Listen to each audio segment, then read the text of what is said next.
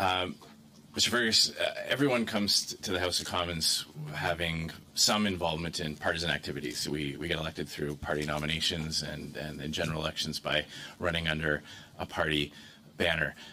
Some of us have a greater degree of partisan activities in our background than others, and I just wanted to quickly go through your background in terms of your partisan involvement. You held a couple of senior executive level type of positions within the Liberal Party itself. Is that correct? I held a senior position. I was the National Director of the Liberal Party of Canada at one point, yes. Okay, which years would that be? 2007 to 2010. 2010, okay, so relatively recently. And before that, you were president of the was it the Liberal Youth Wing, or? That is correct. Okay. And then before that, you were you ever involved at the staff level for members of Parliament or for cabinet ministers? I had worked in opposition for a federal member of Parliament in the constituency office, and I'd also worked from 1996 to 2000. I'm sorry, it might be 2001 for a federal cabinet minister. Okay, Liberal cabinet ministers? Yes. Okay. And then upon becoming elected, the path that you chose is a little bit different than other members who are seeking to become chair occupants. Normally, someone might try to shed some of that partisanship in the recent past in order to establish the credentials or the impression of being a less partisan or a non-partisan member of Parliament to present as a candidate for Speaker, having in order to assure members of other parties that you could in fact be nonpartisan. So, for example, in my case, I was Assistant Deputy Speaker, then Deputy Speaker. Other speakers who have been elected to hold that role have spent time as committee chairs, often in roles that are less partisan than what goes on in the House. But upon your election in 2015, were you immediately nominated as a parliamentary secretary right after 2015, or was there some? Madam, through you, Madam Chair, aside from your case and perhaps Mr. Rota's case, actually, I think most speakers who were elected into the role, as going back to as far as Mr. Fraser, had a similar path that I had, that in the sense that they hadn't been an assistant speaker or a deputy speaker before they assumed the role. Right, but there are other ways to establish nonpartisan credentials, such as committee chairmanships, or at least taking a bit of a step back from the cut and thrust of the hyper-partisan roles that exist in the chamber. And I'm just pointing out that you did hold one of those positions. You were parliamentary secretary right after the 2015 election. I was parliamentary secretary through you, Madam Chair. Sorry. I was parliamentary secretary when I was nominated parliamentary secretary after getting elected for the first time in 2015.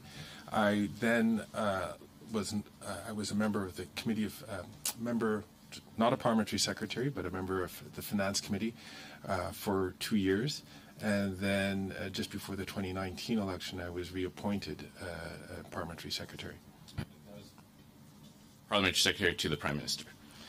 At that time, it wasn't parliamentary secretary to the Prime Minister. It was parliamentary secretary to the Minister for the President of the Treasury Board and the Minister responsible for digital government. Okay. But you were parliamentary secretary to the Prime Minister for how long? I believe it was from 2020 to this autumn. Okay. So you say that a family friend of Mr. Fraser contacted you. So it wasn't Mr. Fraser himself, it was a member of his family? No, it wasn't Mr. Fraser itself. It was a member of his family who had contacted my office. It wasn't Mr. Fraser because it was supposed to be a surprise video at a private event. And do you have any copies of correspondence that you could provide to the committee? I'm more than happy to provide this committee with all correspondence, a phone record of the request that came in to the office.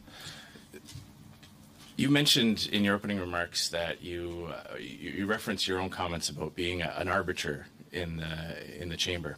Just asking you to ask yourself, if you were involved in a situation that needed an arbitrator, and you saw the arbitrator at an event with the person on the other side of the table, maybe if we imagine a union negotiation with management or some type of dispute between two parties, and you saw the arbitrator, the person whose hands your case was in, at an event with your opposing counsel or with the opposing partner in that situation, would you want that arbitrator to continue to hear your case and to make that decision after seeing he or she in their full arbitrator's uniform, or at least with clear signals that that's who that person was at that time, saying nice things or being involved in any way with the person on the other side of the table?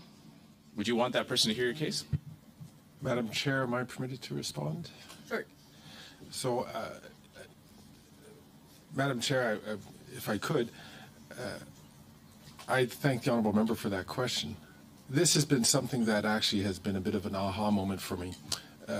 Madam Chair, I thought speaking about the aha moment came in discussion with a member of the opposition when I realized that by talking about my past, I thought it was a value-free statement, just recounting the things that I did, such as the questions that Mr. Scheer just asked me.